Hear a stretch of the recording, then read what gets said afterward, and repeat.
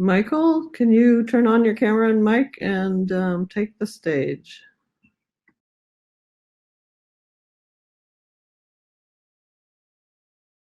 Your mic is off.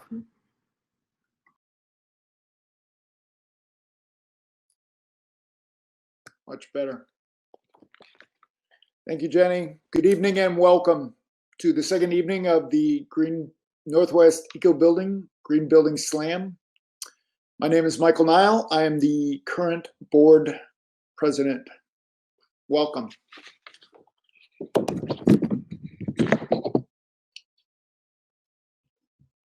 We would like to honor the native lands on behalf of the Northwest Eco Building Guild. We would like to acknowledge the traditional lands of the First Nation, and we would like to honor with gratitude the land and be thankful for their stewardship of the land, the water, the history of what we call home today. Thank you. Peace, dignity, and equality on a healthy planet. This is from the United Nations.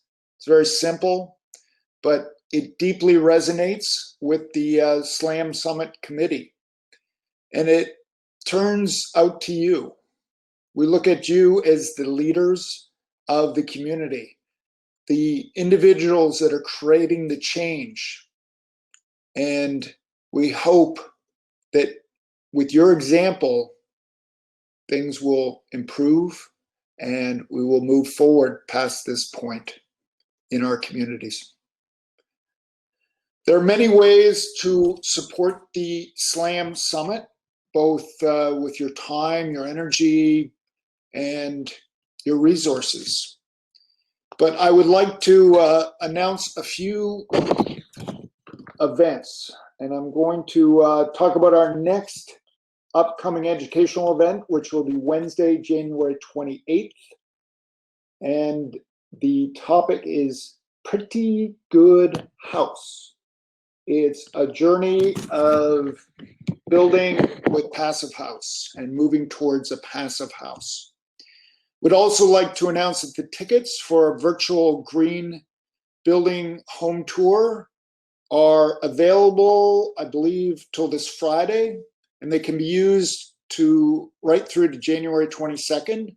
So if you have friends or anybody that missed it, they can buy those tickets at this time. I would also like to mention that the SLAM Summit tickets and visuals are available for purchase right through to November 22nd, and you can view those right up to January 22nd as well. So those are great ways for you, for people that miss the events, to engage and support the Guild. Thank you. We are very indebted to our sponsors. This has been a very challenging and difficult year, and we're very grateful and thankful for the sponsors that we have. I would like to mention our sustaining sponsors that have really, without them, we couldn't get through this event. They are Dunn Lumber, King County Green Building Tools, and Farrell's Creative. I'd like to send out a very big thank you to the three of them. Thank you. Additionally, with our supporting members, sponsors rather, who have also stuck with us through this transition to going online, the economic up and downs out there, and their ability to see the use in what we are doing, the value, and continuing to support us. So a very big thank you. I'm going to read them off. Green Home Solutions, 475, Pathway, Better Built, Energy Trust of Oregon, Northwest LED, Walsh Construction, Mighty Energy, Balderson Associates, and Small Planet Supply. Thank you. We also have the ongoing contributing and SLAM sponsors, as well as our SLAM ally sponsors. I'm not going to read every one on the screen, but we're going to have the screen up just for a moment so you can acknowledge who they are. These individuals, these sponsors are extremely important to us. All of our sponsors, we couldn't do what we do without you, and we are very grateful. They're great people, great organizations. I hope that you can engage with them this evening and going forward. Thank you. When the event ends this evening, you will find yourself with this on the screen. I think that most of you by this point have seen that screen. It's flashing to get your attention. If you are unfamiliar how it works, talk to somebody at your table or look for somebody with the yellow star. You'll see that circled in green there, and they can help you navigate through this platform. Jenny also wanted me to announce, it is in the chat, but the program for this evening, if you go to the whiteboard at the table you're sitting at, you'll see the agenda and the program attached to the whiteboard. So please feel free to go to that location. I think it's loading. I was trying to pull up the whiteboard on the screen here for us, but it's still loading. So just trust us. You can't load the whiteboard now. It's only when we go back to the floor that you'll be able to look at that, but you can download the program from the chat. Sorry to interrupt. Perfect. All right. Are we ready to move on to this very educational, exciting evening? Our hosts, co-hosts, as you may know, are Sage and Lucas. Sage Saskill has been a member of the Guild since 1999. And early in 2003, he was the president of the Seattle chapter for several years. He's very passionate and enthusiastic about the Guild and about green building in general. Lucas also has been with the Guild for quite a number of years. He is extremely passionate and very, very entertaining, which we'll see. But he's also very, very knowledgeable. He's probably one of the few people I know that you can ask him almost anything about green building and he will stop what he's doing and try to answer it the best he can. So without wasting any more time, the show must go on. Please welcome Sage and Lucas. Thank you.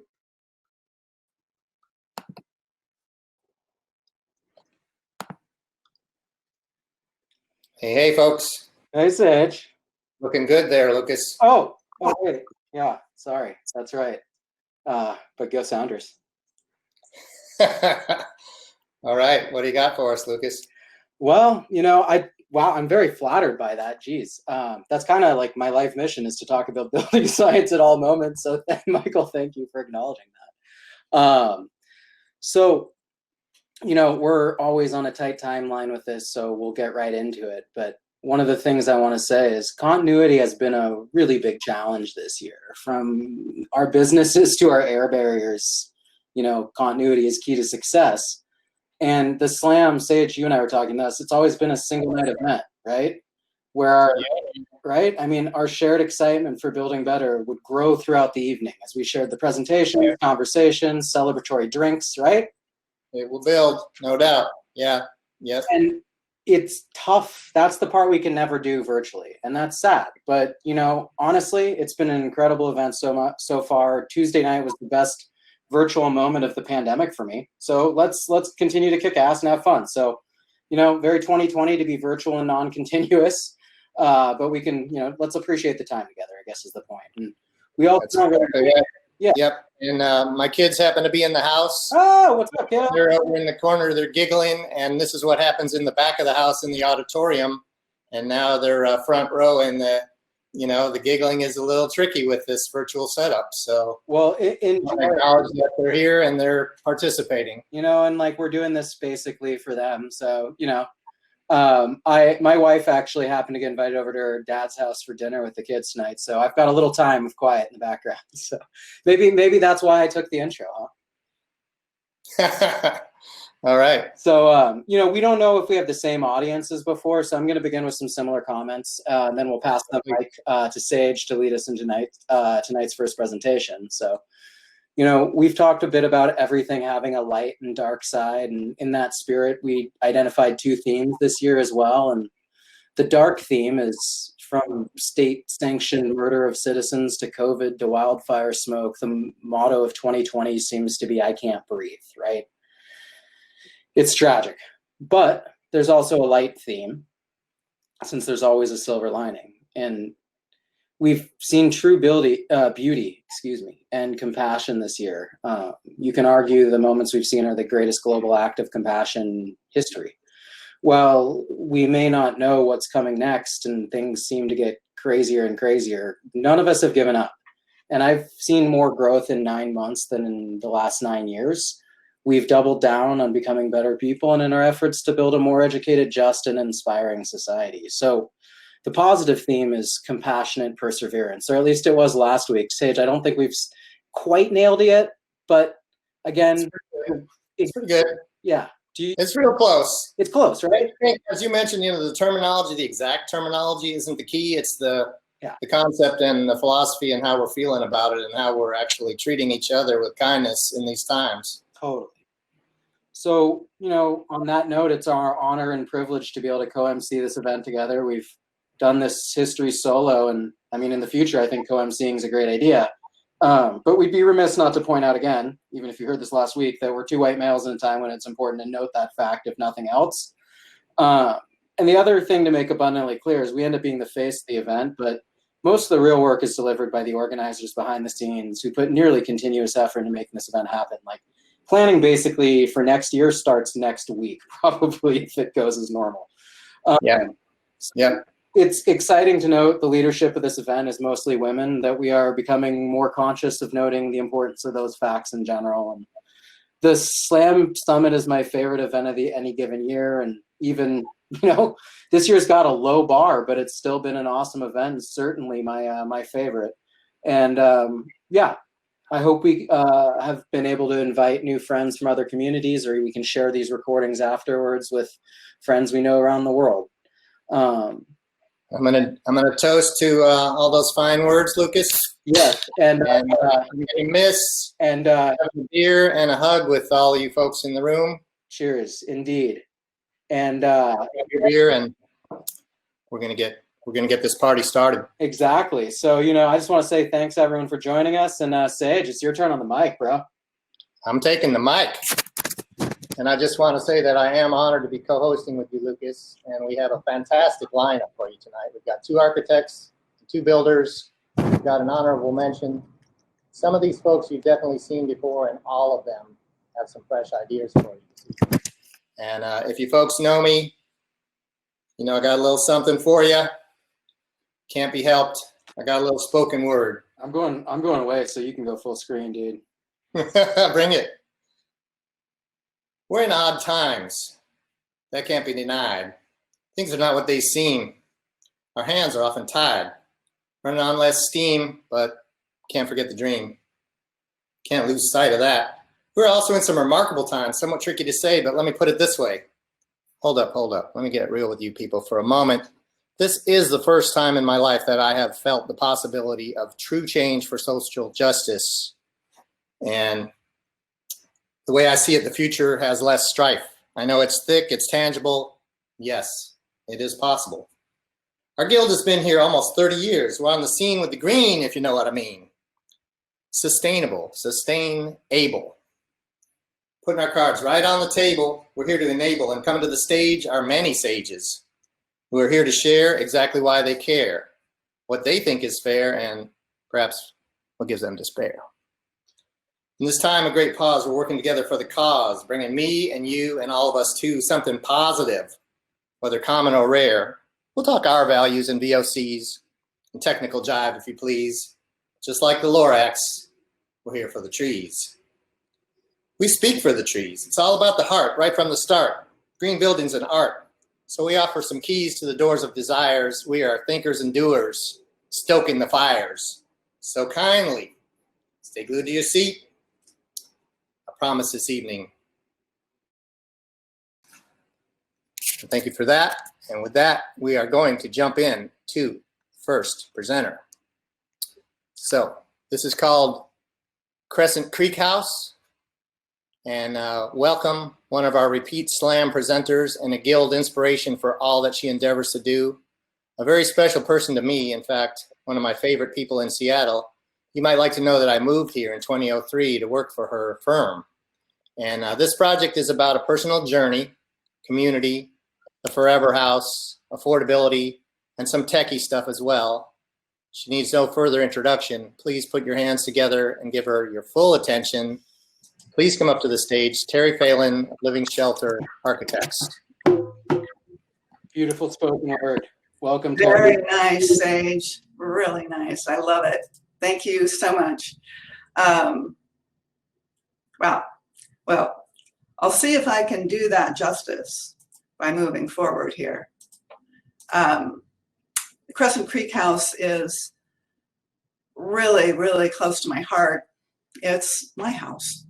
And I think as architects, we often have a dream to build our own homes, and we don't always get that dream.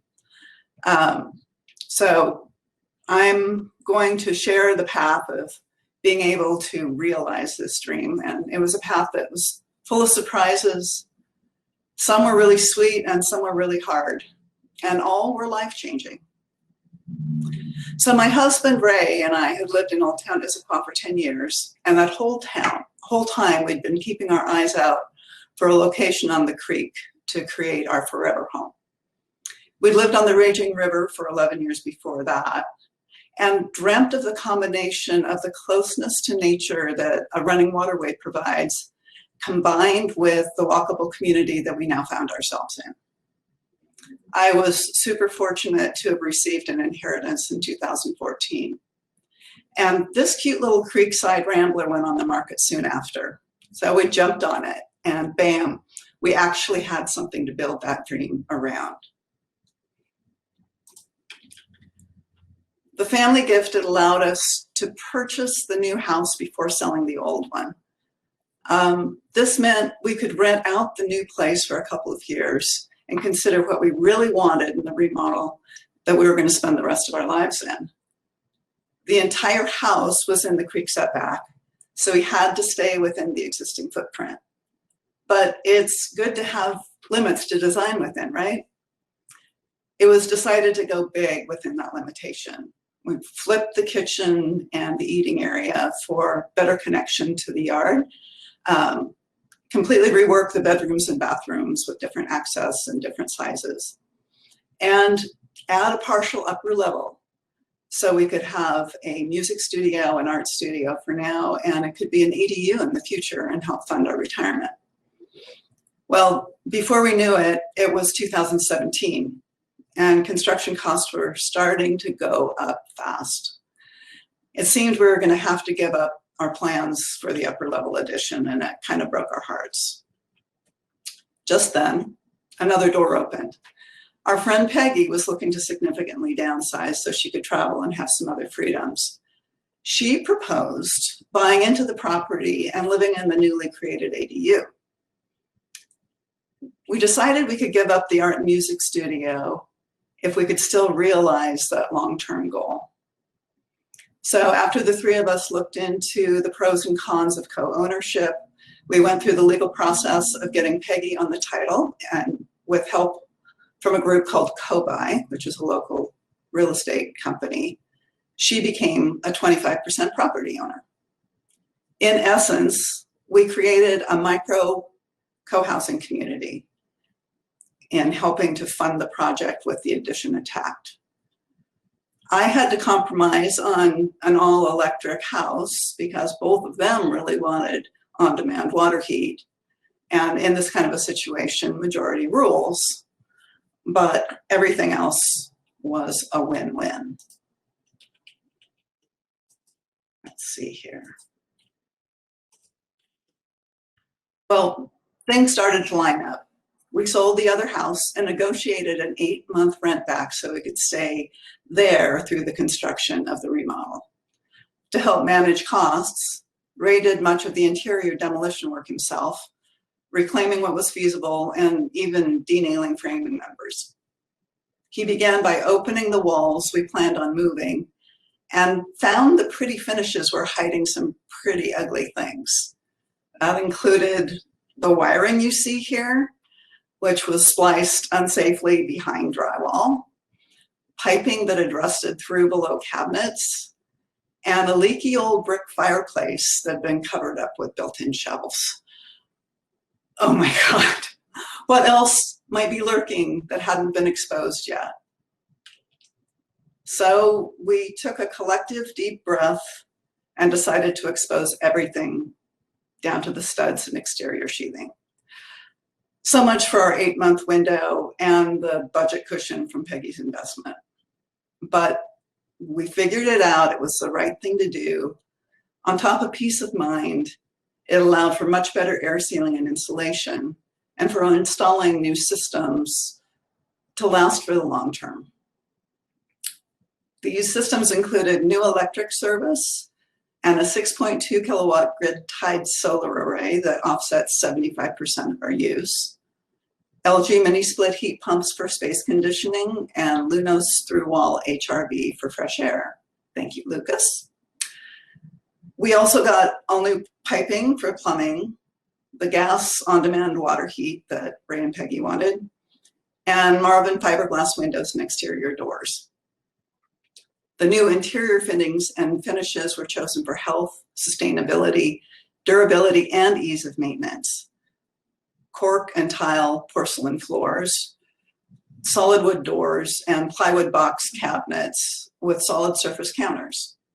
Some of the counters were even remnants, like a piece of soapstone that was made into a bathroom counter and fireplace mantle. We also found some fun reclaimed light fixtures that Second used to use in the entry and the bedrooms. And you can see one of those light fixtures here in the entryway with my puppy Keisha. Well, even professionals don't always see the black holes that we warn our clients about, and we landed in one. Our preferred builders were all booked for months and the clock was ticking. So we hired a general contractor on a wing and a prayer that made the process a holy hell.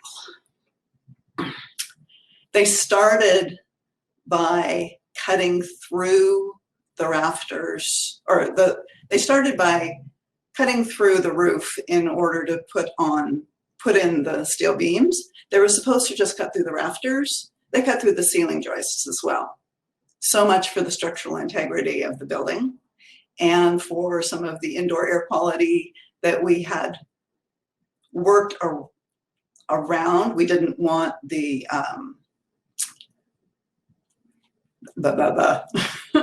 we didn't want the composite wood products inside the building envelope because of the off-gassing of the glues. And that was their solution for tying the ceiling back together again. We really wanted to fire these guys. They kept making mistakes over and over again. But again, everyone was booked and the house was open to the weather in the winter. So we stayed vigilant and pushed through, doing things like our own air sealing where they'd missed and calling back the insulation crew 3 times to eliminate the gaps.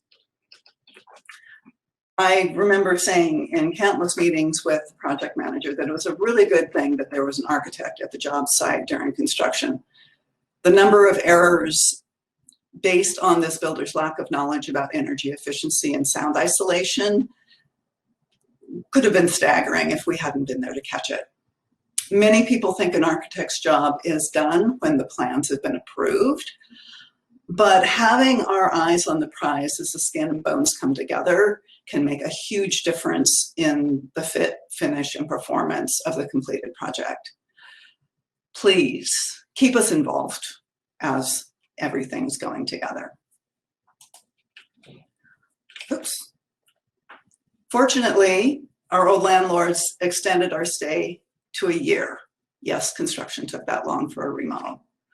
That year was rough, but we got through it.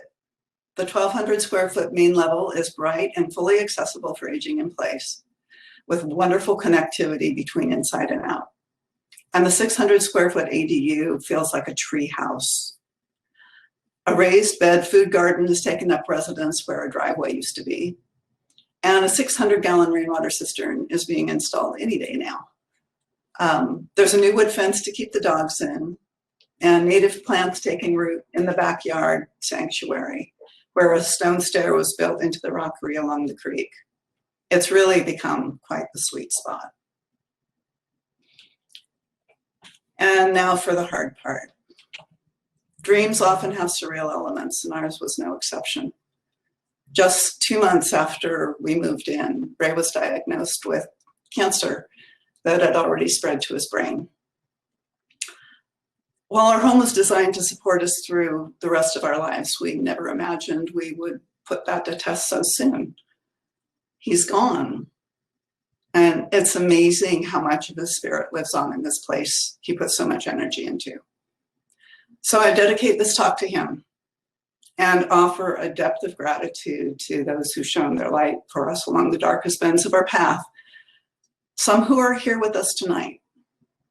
Thank you all so much. That light still shines at all scales. At the micro level, being in our co-housing alliance has been a greater blessing than we'd ever dreamed. Peggy became a partner in Ray's care during his treatment, and she and I have become a supportive family unit as we navigate our current world of weirdness. We share morning meditations and regular meals and are becoming more grounded as the days go by. And the creek keeps us in tune with the circle of life and other wilder aspects of nature, reminding us every day to honor and celebrate the gifts found there. Thank you.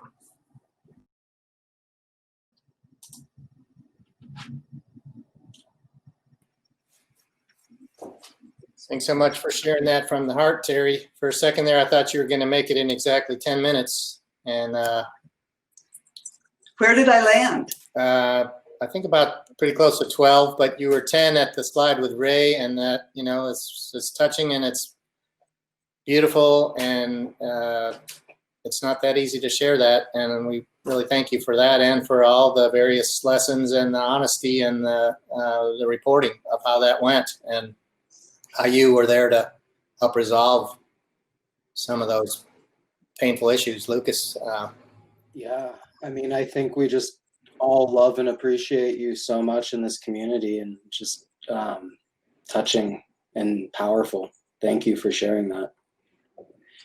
You're welcome. I went back and forth about whether to include the part about Ray, and it felt like I couldn't tell the story without that. So thanks everyone for listening. I'm happy you included that. Ray was a good man. And it's 2020 of you to share and be honest and compassionate. Yeah, it's so 2020 of you. I love that. And I'm trying to use that in a positive way, because 2020's kind of sucked, but maybe we can make a good start. Well, you know, if we were real together in 3D, there'd be big hugs, and we'd be presenting you with an award, and I'd be holding out to the end of the night to have a beer. But now, you know what? I'm in my own space, and Ooh, red wine, nice choice. I got my wine. I took a couple sips before the show, and now I've been holding off. But what are you drinking? it is a Cliff House Red from a winery in Spokane. all right. I'm drinking the Worthy Stout from Banff. Very worthy. And that was worthy to kick off the night, Terry. So thanks for that. And we're going to get on with the next presenter. I'd like to invite the next presenter to stay on stage afterwards as well. I'm liking the banter afterwards. Oh, Lucas? you should always join us. Why not? Yeah. All right. Sage, All right. I'll let you do this. I'm disappearing. Okay, right on. Cheers to you, my man. Okay, now we got one for you called the Net Positive in the Northwest for $200 a square foot. What? Back for more sharing because they really care. This project is going to find us in more technical nitty-gritty land They're going to share their system based on particular net zero design, including passive solar principles, costs, the hows, and the whys. And they are ready to go open source so others can follow the trail they're blazing. You're going to be asking yourselves, how do they get so much done in 4 days a week and also have a good time in the doing? Please welcome to the stage the ever entertaining Ted Clifton, Jake Evans. Please come on up, guys.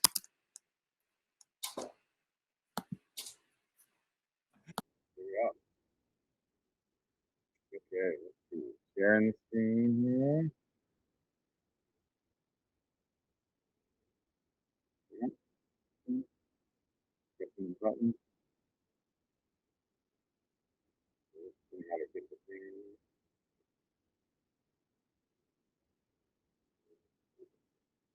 We're getting there. Okay, hi. I'm Ted, and I build award-winning market rate net zero energy homes. Hi, I'm Jake. I design award-winning market rate net zero energy homes. Jake, there's an emergency on planet Earth. Oh, what have we done? Well, there's a climate catastrophe. Human energy use has become a huge problem. About a third of it is our transportation, about a third of it's our housing, and about a third of it's industry. Huh, what can we do about that? Well, if we could build net positive energy homes that also power our transportation, we could solve most of the problem. Great idea, Ted. Let's build one. Ooh. Hey, you guys, could you move a little closer to the mic? Because you're masked, it's a bit hard to hear you. Sorry to interrupt. No, Okay, you're good. we'll We can be louder as well. There, that's better, much better. Yeah. You were saying, Ted. Well, how are we going to keep our costs down and our energy efficiency up? We'll build a rectangular house. That's always the cheapest, most cost-effective way to build a house. And it's the best thermal performance for this climate zone. Oh, good point. Less wall area. So how are we going to fit enough solar on the roof to power the whole thing? Well, we can oversize the south roof. We'll make it asymmetrical. Still got a gable, and that oversized south roof will has enough space to hold enough solar panels to meet net positive. Oh, interesting. And then how are we going to get enough daylight into those high-use rooms? Well, we already have to put all of our windows on the south side of the building because then we can shield those south windows from the hot overhead summer sun. So since we've got all the windows on the south side of the building, let's put the high light use functions like the living room, the dining room, the kitchen, we'll put those on the south side of the building as well. Fabulous. Oh, well, this is a great multi-generational home in the city. Can we build a minimalist home in the suburbs? Let's do it. Let's build one. Boom, there we go, 1,000 square feet. Oh man, this is a tight budget. How are we going to stick to that? Well, I know what we'll do, Ted. We will build exactly what you need to live in a house and nothing else. And that really means building the right sized rooms and really just enough bathrooms, not too many bathrooms. So it's the right sized house. Oh, perfect. And then how can we get some nice finishes without a lot of extra cost? Well, I think we could just fine finish the structural elements that we have to have anyway. So we'll fine finish those posts and the beams and that concrete floor. And that will really give a very high quality finish, really, for comparative living money. Yeah, that looks sharp. So now that we've built this minimalist home in the Gentlemen, I'm digging the act, but can you consider removing your masks? Thank Yes. Now that we've built this minimalist house in the suburbs, let's go out into the county and build a net positive farmhouse. Great stuff. Let's do it. Boom. One net positive farmhouse. Oh, wow. Who might live here? Well, the kind of people who are going to live in this house are going to live there forever. So this is going to be what we would call an aging in place house. So it's going to have a big first floor with everything you really need to live in forever. So it's a pretty big house. Oh, man. How are we going to get daylight into the middle of a house this big? Well, let's use those clerestory windows. You see those 6 windows at the top of the house? They'll bring daylight right into the center of the footprint of the house, which is pretty difficult to do. And that really gives a very high quality of daylight within the space. Oh, and that looks beautiful. How might that affect the energy use? Well, we will know exactly because we're going to model this house's energy performance using a couple of tools. We will use the Washington State University, the Component Performance Worksheet. That's an Excel spreadsheet. We're going to plug in the square footage of the walls and the windows and the underslab, and the system's going to tell us the peak load of the building.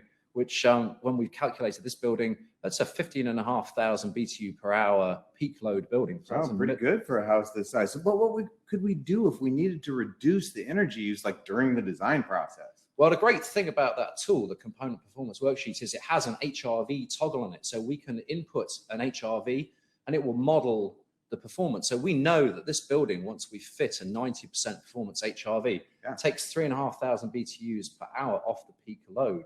So we can sell the client the HRV system based on the energy savings, as well as the great quality air that you get from an HRV. Excellent. Well, these projects are great. Where can we put the next affordable net positive energy house? Let's put it on the ideal site. Ooh, Now then, what do we like about this site? A flat lot. You know, we'll have much less costs in site prep. Great. Okay, so we've got a flat lot. Now, there's a few things on this lot that are already there that are really going to help us keep costs down. Oh, well, it's an infill lot. So you already have like utilities in the street, you got power on the pole. And so getting those utilities will be a lot more cost effective as well. Okay, so we've got utilities on the lot. Now we're going to need sunshine. Oh, southern exposure. So this lot has great sun and a few little trees, but should be a great site for solar. Perfect. So those are the things we do need on the lot. Now there's going to be a couple of things we don't want to see on this lot for critical areas. You know, if you are near a creek or stream, if you're on a steep slope, if you have unstable geology, those can present some real challenges to new construction. Excellent. So we've got our ideal lot. Let's build a house. Boom. Now then, Ted, what are we going to build this house out of? Oh, you know what? We should build it out of SIPs. So SIPs are a layer of OSB on each side with EPS foam in between. Very environmentally friendly, very strong, and super energy efficient. Great. So we've got 6 inches of foam wrapped around us in the wall panels and 10 inches of foam above us in the roof panel. Let's put a couple of inches of foam underneath the slab. Okay, is 2 inches going to be enough? No, I've just modeled it with a component performance worksheet. And it basically says that we should use 4 inches of foam under the slab. Yeah. And additionally, if we can put 5 inches of foam around the stem wall below grade, that really brings the peak load of this building right down. Now, how on earth can we put 5 inches of foam around the slab, around the stem wall? We could use ICFs, insulated concrete forms. Now, they're a foam form on each side that stays in place. And so in my experience, your labor for an ICF foundation is about half. And when you crunch the cost, you're pretty much getting that insulation for free. Great. Wow, that sounds like the way to go. So we've got our very well insulated foam box, and now we're going to punch some holes in it for windows. What should we put in those holes? We need triple pane windows. When you start looking at the energy numbers, those triple pane windows are about twice as efficient and only a tiny bit extra in cost. Sounds like the way to go. Okay, so we've got our energy shell. Let's look at the mechanical systems. Now then, how are we going to breathe inside this very well? Well, we need ventilation. So we have an HRV, which is a heat recovery ventilator, which runs 24 hours to bring air in through a filter to all your living areas and bedrooms, and exhaust air out of your bathrooms, kitchen, wet areas, and heat exchange the incoming air with the outgoing air at up to 90% efficiency. Right. Okay, so we've got this very energy efficient ventilation system. We're going to need a very efficient electric heat source as well. What should we use? Well, we're going to use heat pumps. So we're going to use a heat pump for our heating, cooling, and hot water. In this house, I think we should use mini splits for heating and cooling and a heat pump water heater for your domestic hot water. Heat pumps. Now, I know a few things about heat pumps. What I know about heat pumps is they like to run constantly and solidly. They don't want to be short cycling and switching on and off a lot. So we might need a thermal reservoir, some kind of sink to put the heat into so the heat pump can run long. We need some thermal storage. So that 4-inch concrete slab, that can hold a lot of heat. So it'll keep the house's temperature real consistent throughout the day and night. Great. Okay. So we've got this very low demand house and energy shell. So it seems to me that the appliances that we put within this house are probably going to begin to make a real difference. Oh, for sure. So we should shop for all Energy Star appliances, and even beyond that, really look at the wattage use of each appliance to get those down for our energy efficiency. Perfect. And then we'll put solar panels on the roof, and that will generate the electricity we need to bring the house up to net zero, or greater still to net positive to drive an electric car. Excellent. Okay. Ted, who are these people? And why are they looking at us? Oh, well, these people are our future, and they're counting on us for housing and transportation that won't wreck our environment. Yeah, I understand. So the idea, as I understand it, is if we are genuinely going to help the climate crisis with housing, with net positive housing, it needs to be affordable. Affordable is key. Really, so everybody can have it. So let's take a look at the business. This is the business that we work for that brings affordable housing to affordable net positive housing. And the key thing that's important about this business, apart from the excellent people, is that it's a design and a build company. So the house is designed to be built for $200 a square foot. Yeah, and then we can iterate every time and hone in on our practices and make every house a little better and find ways to make it more cost effective. Great. And that's, I mean, that's probably really the key thing. And these are the people who work for us, all great people, all on point, all really very much on the mission to build this, which is the future as we see it, which is just a world full of net positive houses. Jake, we saved planet Earth. Oh, boom. All right. That's it. How do we do this? Oh, we need to shut. Stick around a minute, guys. Nicely done. Yeah. Nicely done. Jake and Ted's excellent net zero adventure. I think, this could become a show. Yeah, here. I think a little bit of work. You could be doing some, I wouldn't say podcasts, but whatever they're called out there. And okay, it looks like Lucas has a tribute or something. Oh, thank you very much. Excellent, man. Lucas, this poem's for you. Net zero, it will be mine. Right. Like it. Nicely done, guys. You neglected to mention the part about the 4-day week, but you can't make all of us jealous all the time, right? Oh, This You is wanna where work before they this leave, topic actually we're comes. working today. Is it Friday yet? I thought it might be.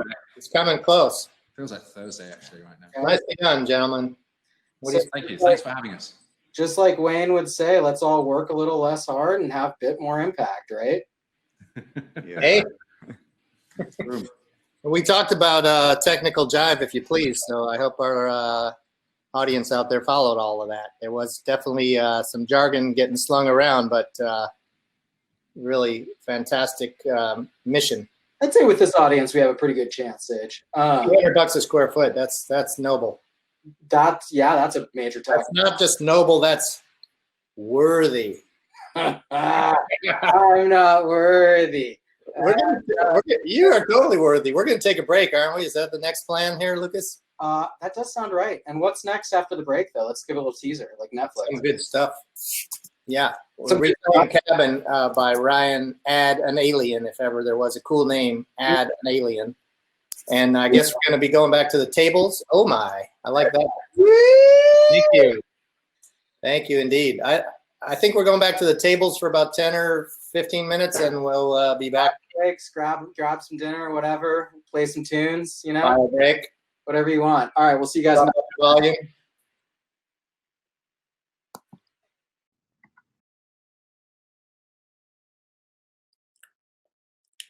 Well, I guess I'm up here. Hey, Sage and I Kim. was a second ago, but the beer's going down smooth. Nice. I just poured myself another glass of wine. I turned on my camera before my mic, so you saw me chewing my last bites of dinner. Sorry about that.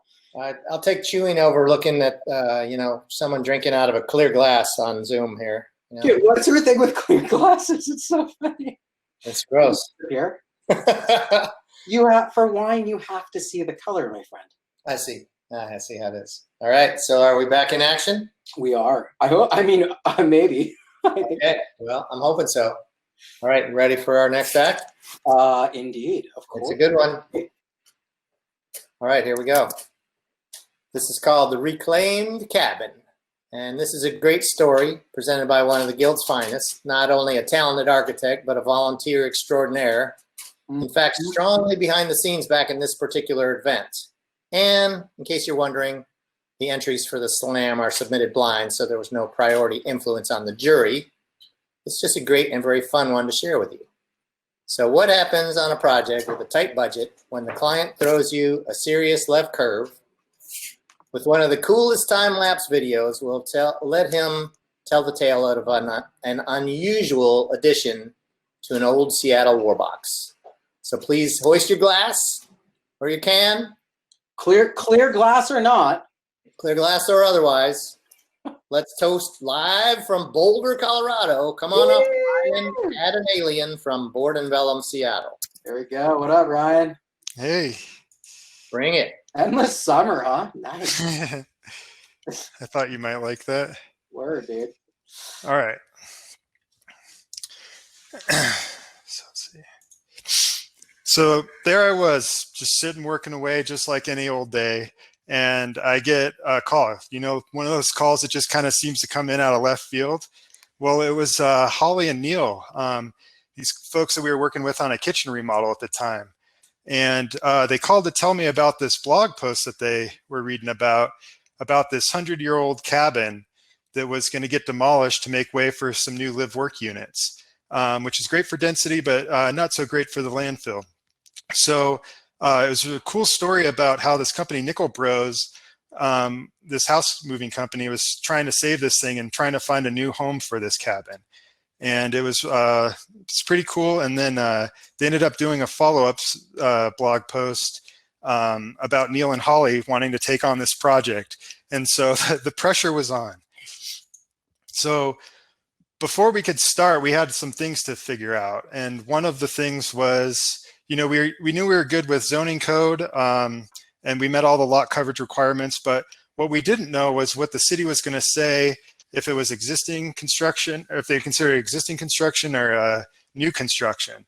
And why that matters is just because, we could either follow the new building code or existing building code, and it's based on, different wall thicknesses and for insulation values and all that stuff. So it wouldn't really pencil out if we had to do it new. So it had to be existing. And so we went down to the city and chatted with them, and they were just fantastic to work with, which was a big surprise because up until then they're a little bit of a challenge, but we got them excited about the project and it was great. And the funny thing is, when we were going in there, we were kind of ready for a battle because we didn't know what they were going to say. And we really wanted to save this thing. So since we had the blog post in our back pocket, just as a backup plan, we were going to say, oh, well, we'll just let West Seattle blog know that you'd rather see this in the landfill. But luckily, we didn't have to do that. So what we ended up agreeing on was if we could meet the window glazing calculations, which is basically a ratio of window glazing area to floor area. And we just met the ratio, just right at the right numbers. So we were good to go. So we had no permitting issues. So the next thing we needed to figure out was how we were going to, or what route we were going to take here. And it was funny because I was totally freaking out about how we were going to move this thing. I didn't know exactly how it was going to work out. And I was talking to Jeff over at Nickel Bros, and I asked him, and he just looked at me with a very straight face and said, well, we'll pick it up, move it, and then set it down. And I was like, okay, great. I don't have to worry about that. So yeah, we started down here, and it's in West Seattle, and drove down California Ave. And it was just down 1.9 miles away. So prepping for the move, we had some work to do. Here you can see the cabin up on the trailer getting ready to go. We blocked out and did some temporary walls on the back to help keep the cabin from racking. One of the unfortunate things was the power lines were in the way. So we had to cut down the roof, and it was a total bummer because we would have ended up saving quite a bit of money if we could just stick with the original roof. But because we had to do that, this whole thing ended up costing about as much as if we were to do a regular, just new construction. But we got to save a really cool cabin along the way. So at the site, we excavated out the backyard. We had great access for the alley, great access for the yard. And when the cabin comes in, it sits up on these blocks. And so we build up the foundation to it. So at the existing house, we peeled back the siding to get ready for the cabin to come in.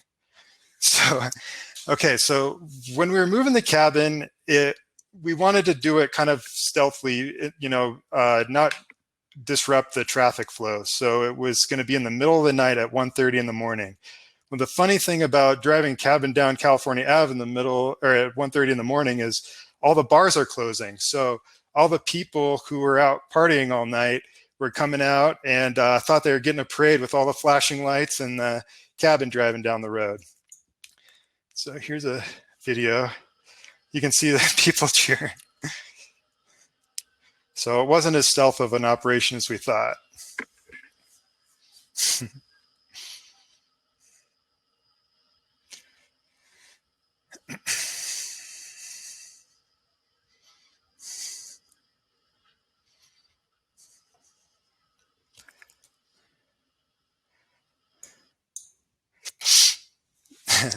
So the next morning, so we drove it at night, and then it's hung out in the alleyway until the next morning, and which was also kind of funny because the neighbors woke up. They didn't really know this was going on, and they're like, "Oh, there's a house in my backyard."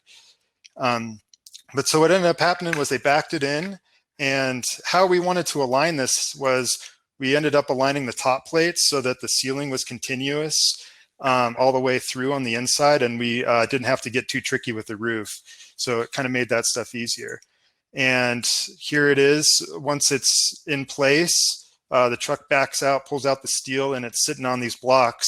And what we do is build up the foundation to meet the floor framing. And then inside, this is the cutout that we did, so that we're standing in the cabin, and in the background is the addition, the kitchen remodel that we did. So it was nice. We just had one step down in, which was just a nice transition. And so this is backing in the cabin. Don't worry, this person's not going to get crushed. They can duck underneath there.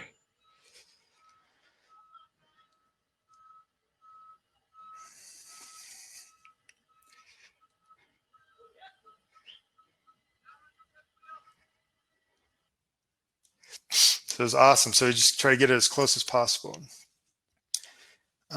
So here are some of the final photos that we did. Some of the improvements that we worked on was there's this fireplace was an old cobblestone fireplace, and we seismically upgraded that with some steel.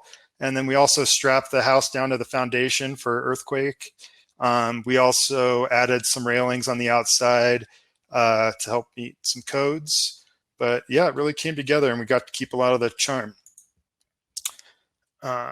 So yeah, let's see here. So embracing retrofitting. So, you know, I really encourage us all to be better about remodeling structures versus starting over new.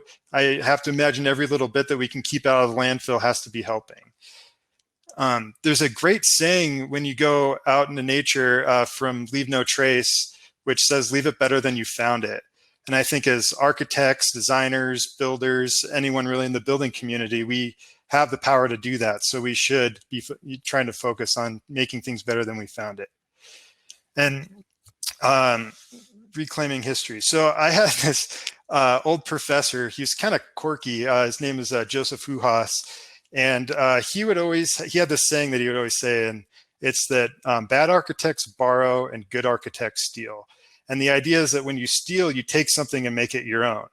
Well, with reclaiming history, I think that the idea of stealing and taking something, making it your own, and it's a story that can live on for a longer period of time. And then when someone else comes and takes over the next people, they get to reclaim their own history and start over again. So it just kind of breathes life into it, and the story can go on. Some lessons learned. You know, I learned that, you know, lean into the wild ideas. Neil and Holly just had such a great idea to try to move this cabin and plug it in as an addition. And it really came together. I had a lot of fun working on it. And so thankful that Board and Vellum was so supportive of me taking this on and not just saying, oh, well, that's just too complicated. Also a surprise to me was the city can get excited about something. You know, when this project was going on, it was when the city, you know, updated their system, and it wasn't the very easiest transition. So it was quite a surprise, but they were fantastic. And then the last kind of point I want to make is to collaborate. You know, so many times we think that we have to figure it all out ourselves, but, you know, asking for help and working with people that really know and understand, it just makes for better results across the whole board. And, you know, it was just such a great fun project. I really encourage everybody to take on a new challenge and try something a little different outside your comfort zone. And that's it.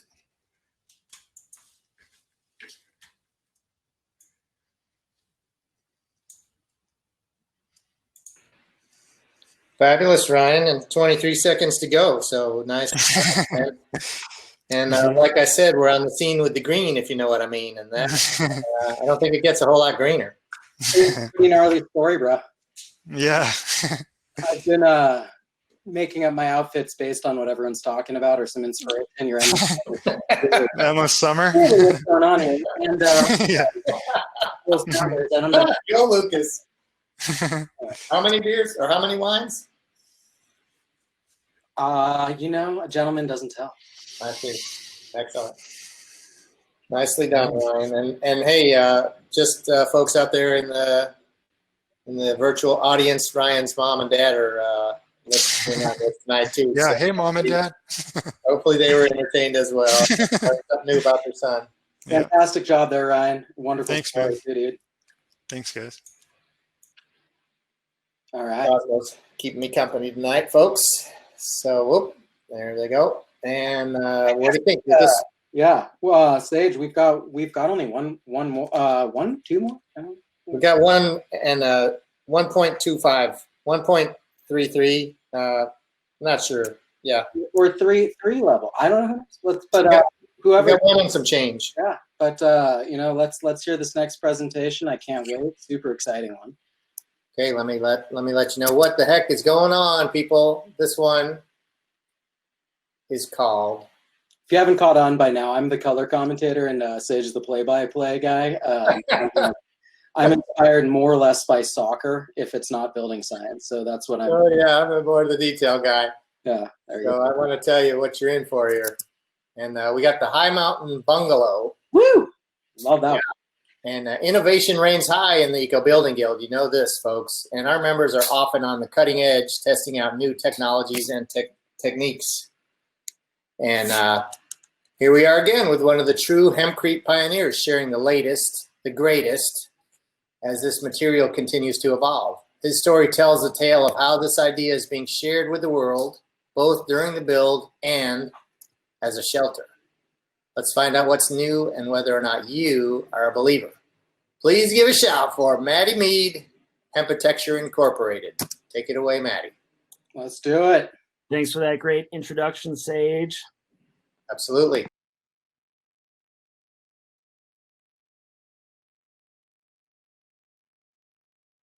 Hi, everybody. It's really great to be here tonight, albeit virtually. My name is Maddie Mead, and I'm the founder and CEO of Hempitecture. We're a public benefit corporation that's focused on sustainable building materials, and you might have guessed, we have a focus on hemp. Tonight, the story that I'm going to share with you is a lot less about Hempitecture and a lot more about community coming together to create something really special in a place worth sharing. This is the story of the High Mountain Bungalow, built by community for community. At about 7,200 feet above sea level, nestled along the Big Lost River with views of the tallest mountain in Idaho, is a nonprofit organization that I'm very involved with called Idaho Base Camp. This 12-acre property is more than just a patch of sagebrush with some pretty views. It's a place where people from literally all walks of life, from all over the world, find the opportunity to get closer to nature, myself included. Without Idaho Base Camp, I would definitely not be here tonight to share this story, nor would my business really exist. About 8 years ago, after creating the concept of Hempitecture while I was an architecture student in my dorm room, I got a call from the executive director of Base Camp, and he said, "Hey, do you want to come to Idaho and build one of these hempcrete buildings that you're talking about?" At the time, I had actually lived in New Jersey and had no idea where Idaho was and didn't really fancy myself a Midwest guy, and then realized Idaho is not the Midwest. But Idaho Base Camp brought me out to Idaho to use the property as a laboratory for natural building. Before then, I had never camped a night in the wilderness. I'd never seen shooting stars. To be honest, I did not really know what it meant to be close to nature. Fast forward to today, Idaho is my home, and Idaho Base Camp continues to be my laboratory for natural building. So as I mentioned before, Idaho Base Camp is a nonprofit organization dedicated to connecting individuals to nature and community. It's the home or has a view of the tallest mountain in Idaho, Mount Bora, standing at about 12,600 feet.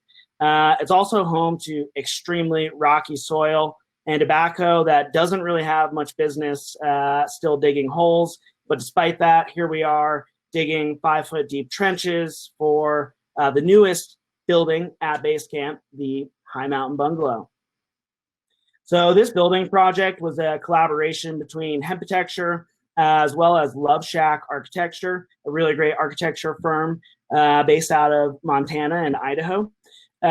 This building is part of an essential, it's an essential element of Idaho Base Camp's master plan, which is to have sleeping accommodations so that people can go there, they can stay there, and enjoy the wilderness and the nature that exists there. And it should be noticed that Love Shack actually donated their services, and so we're very thankful for them. So what looks like pretty simple framing is actually sort of a hybrid post and beam with conventional framing infilled into this post and beam. It's not your typical cabin, as it was designed to have a complete thermal envelope using hempcrete. The post and beam was incorporated to carry heavy loads from the roof, A, because we have a lot of snow up there in the winter, and B, because the ceiling was also insulated with hempcrete. The 2x4 framing is meant to serve as backing for our vapor permeable sheathing, structural sheathing called magnesium oxide board, which you can see in the top right corner over there. And you may have heard of hempcrete before. It is growing in popularity in the United States, but in simple terms, hempcrete is a natural building material derived from hemp, lime, and water. It solidifies by absorbing CO2 from the atmosphere and results in a 100% fireproof wall mass material. At Hempitecture, hempcrete is a very large part of what we do. We've been innovating in the hempcrete space since 2012, and one thing that we found is hempcrete is very labor intensive. In all of our projects, we've used some element of technology to sort of augment this labor intensity of hempcrete building. And the High Mountain Bungalow is especially unique because it served as a prototype project for an experimental method of installing hempcrete, a spray applied method. In fact, the High Mountain Bungalow is the first spray applied hempcrete building in North America, and pictured here is Damien Beaumer, the inventor of the Arizi spray method. Damien came all the way from Marseille, France to demonstrate this spray applied method. They say it takes a village, and we believe that when a village is inspired, they can go out into the world and do amazing things. So in July of 2019, we hosted a workshop with over 25 people from across the United States and even across the world. We had 2 participants come from France, 1 from Canada, and believe it or not, 1 participant came all the way from Ecuador to participate in this groundbreaking workshop. These are some of the participants in the last day of our hemp building workshop.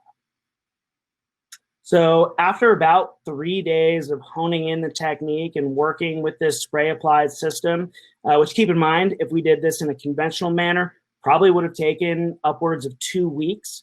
We completed it in 3 days, and we were left with a hempcrete thermal envelope that could be rendered with a breathable lime-based plaster. One of the benefits of hempcrete is that it eliminates thermal bridging. This wall system, in fact, is 10 inches deep, so it buries all of the studs. This is particularly helpful at Idaho Base Camp due to the extreme climate at altitude. So we applied a breathable lime-based render supplied by Limestrong, a company also based out of Idaho. We tried to use as many local building materials as possible. And we applied 3 layers of lime plaster directly onto the surface of hempcrete, which serves as a perfect substrate to hold plaster. You can see sort of the pinkish tan hue that's in the final base coat. We had actually gone to a nearby hillside, dug up pigment, and incorporated that into our final layer of plaster. We really wanted to draw this connection between the building and the overall landscape at large. Finally, the interior of the building was finished out with some really awesome finishes. We used bamboo flooring. We used reclaimed tongue and groove siding that was bound for the dump from a high-end construction project in nearby Sun Valley, Idaho. We also finished the interior magnesium oxide board with a Venetian style plaster. If you really get close to the plaster, you can almost see your reflection in it. Last weekend, in a very critical preparation for this building slam, I spent the night in the High Mountain Bungalow for the first time. I'm on a mission to sleep in every Hempcrete building that I've gotten to work on. Without a doubt, knowing that many hands and hearts went into working on this project, it made it a really special experience. Not to mention, it was about 25 degrees the night that I stayed there, and we stayed warm all through the night. Thanks for listening to my presentation on the High Mountain Bungalow.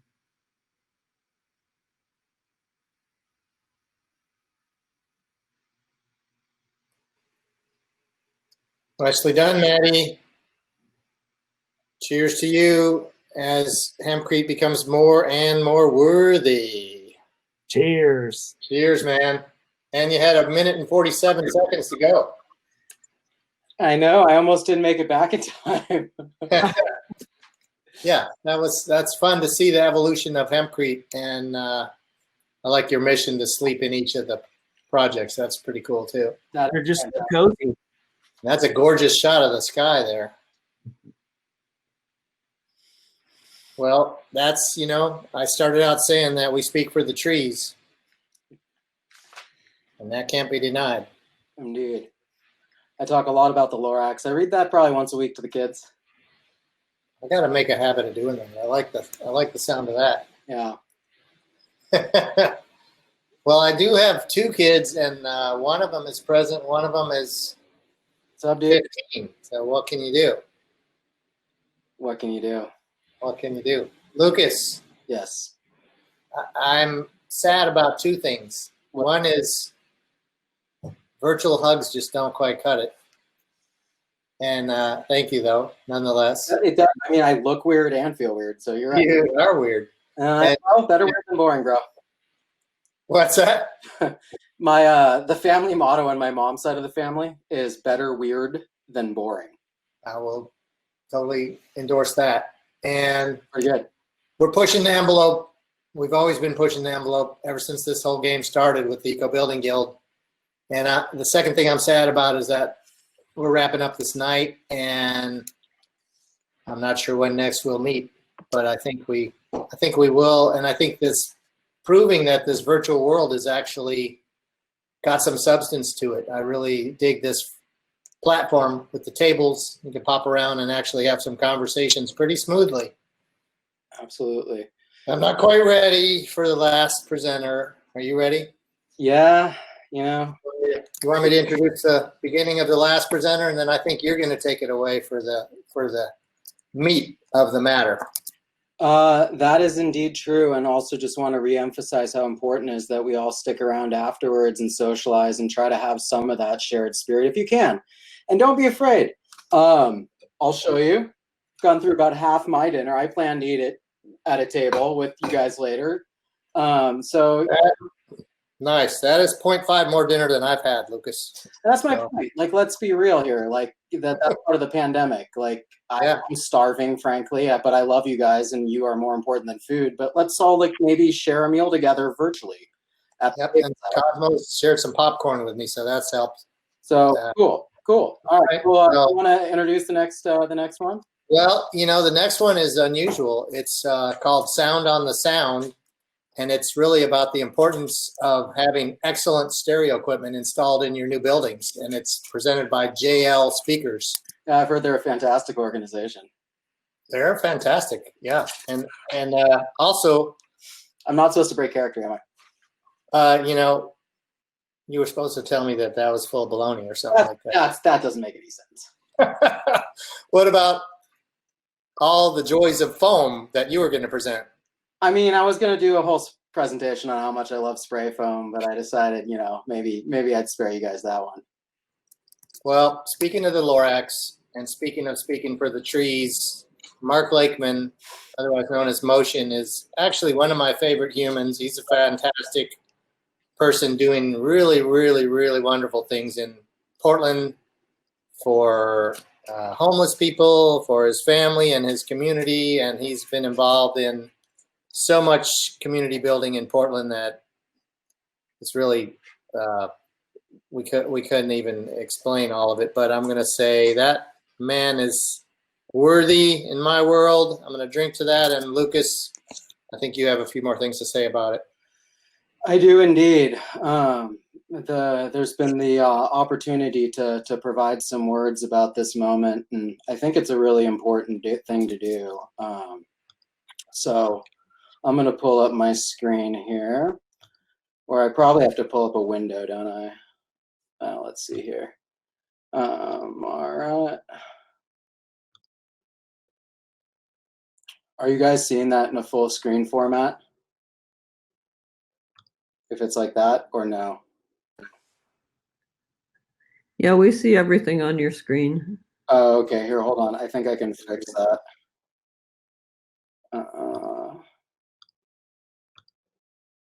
Now, is it just the PowerPoint slide?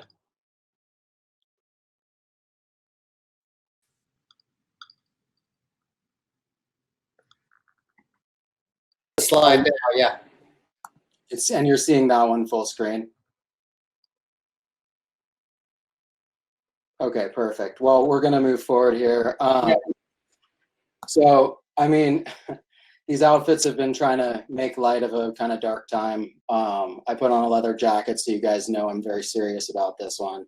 I'm getting quite warm because it's Tucson, and somehow it's still about 90 degrees outside right now, and we've had over 120 days above 100 degrees here.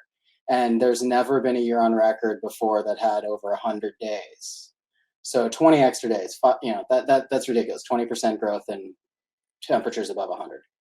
Terrifying. There's real stuff happening. And that real stuff also led to wildfires and horrible things occurring.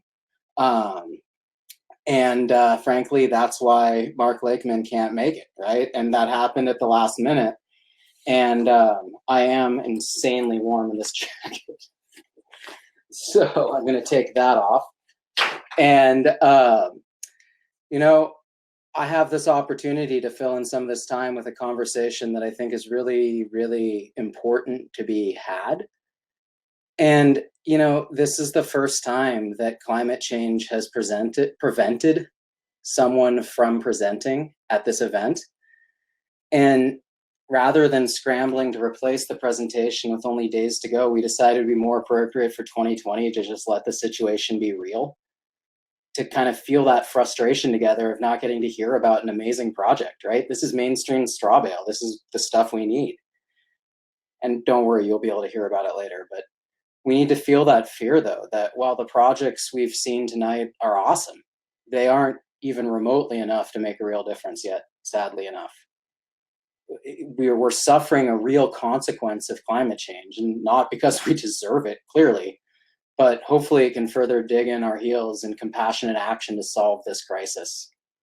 We're letting the wrong things be destroyed. We need to reject normal and dismantle the institutions that continue to destroy our planet and enact structural violence on most people for the benefit of just a few. Close your eyes for a minute. Well, maybe a second, because I don't have much time. Feel yourself standing on the moon. See the battle rage below. Imagine the thirst of humanity sucking resources, hollowing out the planet that supports us. Zoom down on the West Coast and think about raging wildfires. It's crazy to realize that Bambi is playing out reality every single summer. Then we switch our minds to the West and Midwest, I should say, and see the tragedy of increased tornado strength, droughts, and poverty. Now we can move to the Southeast and see endless swaths of land underwater with houses peeking out like asphalt islands. How many extreme storms are expected this season? How much damage needs to be done before we see the need for systematic action? At this scale, it's really easy to see that small incremental changes aren't enough. Also, these act of God events that they're called in the media, these need to be seen as structural violence. These communities, completely devastated, rotting underwater, aren't likely the wealthy neighborhoods. It's the economically underprivileged and victims of structural racism who have their lives swept away by increasingly intense weather driven by climate change. And guess who's causing this climate change? Our old friends, the 1%. Causing problems and then basically asking us to make our lives more difficult so that we can pretend things are changing. I love this quote. I'm hearing too much recycle, compost, go vegan, and not enough.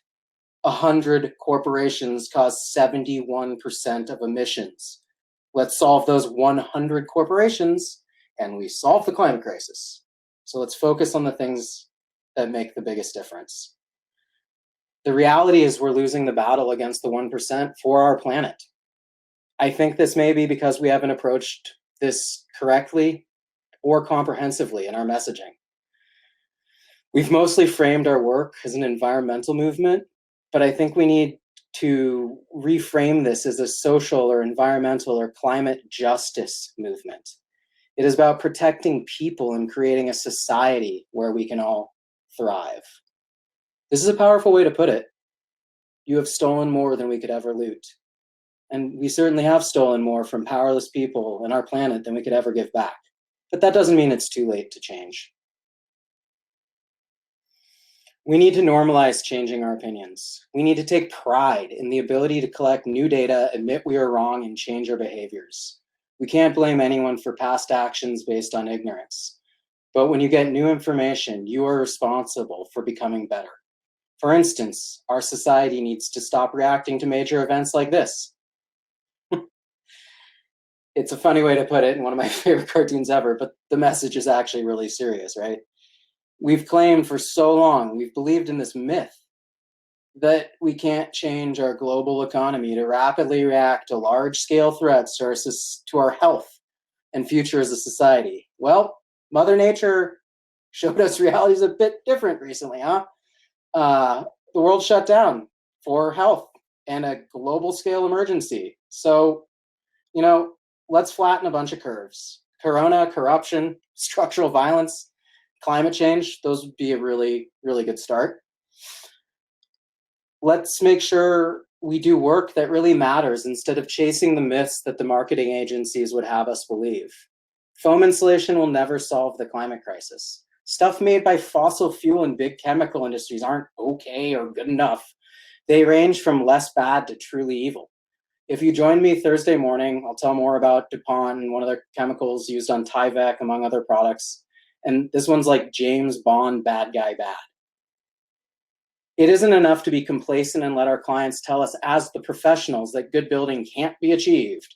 Sure, it's a mountain to climb, and we're fighting against the American marketing machine, just like we do for almost all of the work we do. But another silver lining of this pandemic is that we've had time and space to grow, to experience compassion on a global scale, to understand that this is a unique window for change. Let's be anti-racist, anti-conventional, and anti-technocratic. Passive isn't enough anymore. We need to dig deeper into what matters. Speaking of what matters, Black Lives Matter. It's also worth noting that Latinx communities and impoverished white communities experience a lot of structural violence in our industry in particular. And there's amazing is the wrong word, terrifying, sad, tragic intersections of systemic racism, climate change, COVID-19. Google this or Bing it if that's your thing. You'll know who that's a shout out to. And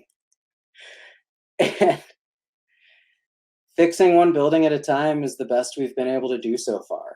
We've collected the data to prove that better is possible and that truly good building doesn't need to increase cost or complexity. We can do this. We can make these changes. So it's our time to get to the next level. We need to be politically active, sure. We need to address the few companies and few people responsible for the large majority of carbon impact. Stay focused on that. And in our sphere of influence, we need to push to change code. The massive amount of difference that can be made with code changes that require truly good materials cannot really be overstated.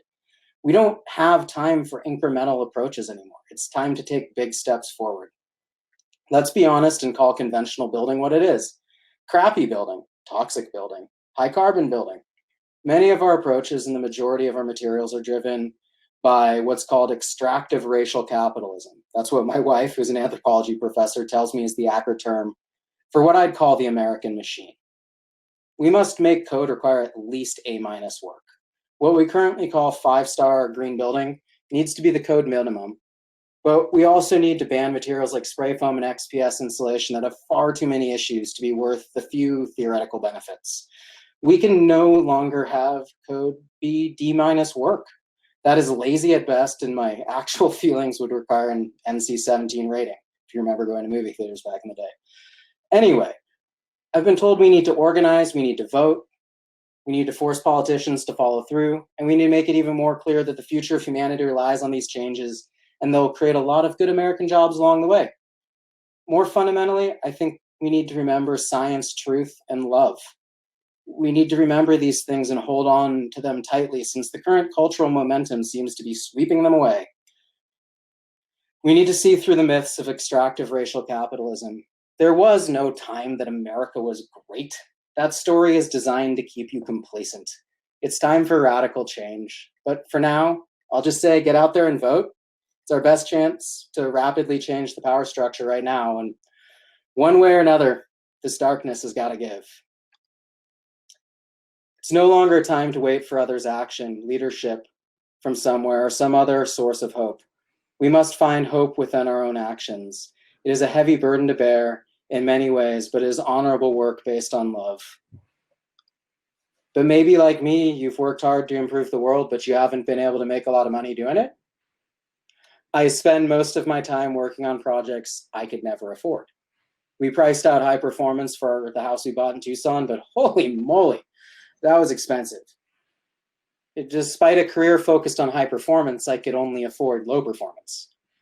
So taking a step back, it becomes clear that performance is an adjective, while good building is the real goal. So if we decided to see if we could, do what we would call, truly good low performance. And you know what? It worked frickin' wonders, and it was real action. Hopefully that creates some hope. If you missed Brian Cowan's presentation at the summit earlier today, he came up with an even cooler, affordable approach that included higher performance, was also focused on holistically achieving low carbon, health, durability, comfort, all these good things. But moving to good building is just the tip of the iceberg. I know it's kind of hard to tell now, since most of the ice is probably melted. And the people stayed home and read books and listened and rested and exercised and made art and played games and learned new ways of being and were still and listened more deeply. Some meditated, some prayed, some danced. Some met their shadows, and the people began to think differently. And the people healed. And in the absence of people living in ignorant, dangerous, mindless, and heartless ways, the earth began to heal. And when the danger passed and the people joined together again, they grieved their losses and made new choices and dreamed new images and created new ways to live and heal the earth fully as they had been healed. We have a rare and precious moment right now, perhaps the most powerful type of moment. I've heard it called the Great Pause. The gates of cultural change are open. That may be the deepest silver lining of this pandemic. But the forces of normalcy are already trying to push those gates closed. But screw normalcy. Normal's racist, normal's toxic, normal's conventional. Normal except less bad when good is readily available. The stories of normalcy have the cultural momentum to easily return if we're not careful. I hate to ask more right now, since we've already given a ton in this trying time. With a spirit of compassion and collaboration, I ask all of us for a lot more. If you grow tired, please remember this community of people. We can make it a relay race where we work together. This is likely our last chance to make real meaningful change happen. It is the last exit on the freeway headed for an apocalyptic future. We need to solve the intersections of racism, poverty, and climate change. This is no minor mission, but maybe all of us can do it as a team. Most importantly, we need to keep getting better at telling our stories so that our stories of a better world can replace the centrifugal pull back towards how things were before, when they were normal. I also, in the past, I've always closed by asking the audience to think about the next best step they can take based on the inspiration from this wonderful event that we worked so hard to put together. And this time I'm going to ask you a very specific and hopefully powerful action that I've been trying out and succeeding with recently. Stop letting clients get away with crappy building. We have the technology and knowledge to deliver truly good within budgets of all sizes. What we don't have is the commitment from our professionals to hone their sales and marketing skills so that they can convince their clients to do the right thing. In other words, we need to get better at telling our story to a broader audience. My request for your next step is please take an hour with each of your current clients to explain that it's a great privilege to build a home, do a remodel, or to own property in general. This privilege comes with a responsibility to do the right thing for your community, given it can be done within a reasonable budget. This might seem like an awkward conversation, but I've tried it out quite a few times. And if you approach it with compassion, love, desire to do better, then this conversation usually goes very well. And if it doesn't, you might not want to work with those clients anyway. Another important trick is to stop discussing the how and what of the project until you've taken a deep dive into the why, to figure out what you truly share as goals and how you plan to achieve them. And I want to just thank you for investing your time in this wonderful annual event. And please help spread the word about our social justice movement towards what I'm calling truly good and what we've all called eco building. So you guys kick ass. I can't wait to share drinks, food, whatever with you after this. Thank you. Fantastic. Thanks for putting all that together. Some fantastic, well-rounded thoughts. And I just want to say I've been doing my best to avoid using the word normal in the past few months. It's just something that has set me off. And I appreciate the normal idea of that being taken on the concept of new ideas, new information. And Ryan, it's been a joy working with you and presenting, and definitely, most definitely, some treats and some great thoughts and great projects. And we'll do it again next year, and maybe there'll be some beers and some hugs live and in person. And I certainly hope so. And there will be a little bit of time right now for some networking. Indeed. And thanks everybody for tuning in and for also doing what you do. We know there's a lot of people out here in the audience that are technical professionals, builders, designers, architects, students, homeowners, interested greenies, just doing the very best you can to make the right moves to make our planet That's all better. we can do. And it, you can feel it picking up some steam, and the virtual world can be beneficial in that we can share this far and wide. So, maybe my ask was a little extreme, but if nothing else, at least send, some of these videos to some of your clients or something, right? I mean, there's little actions, there's big actions, but frankly, time for big actions in general. Sage, it's been an honor to do this. I kind of want to just keep chatting with you, but I think we're supposed to wrap up or like a Q&A. Say to Jenny, the future generation, Cosmo. Do we want to try to do like a Q&A with some speakers or anything, or just go to tables? Jenny, what do you think? I mean, I'm on the audio, sorry for the curveball, but like it's virtual. Yeah, no, let's let people go to tables and get some time to socialize before we all have to go.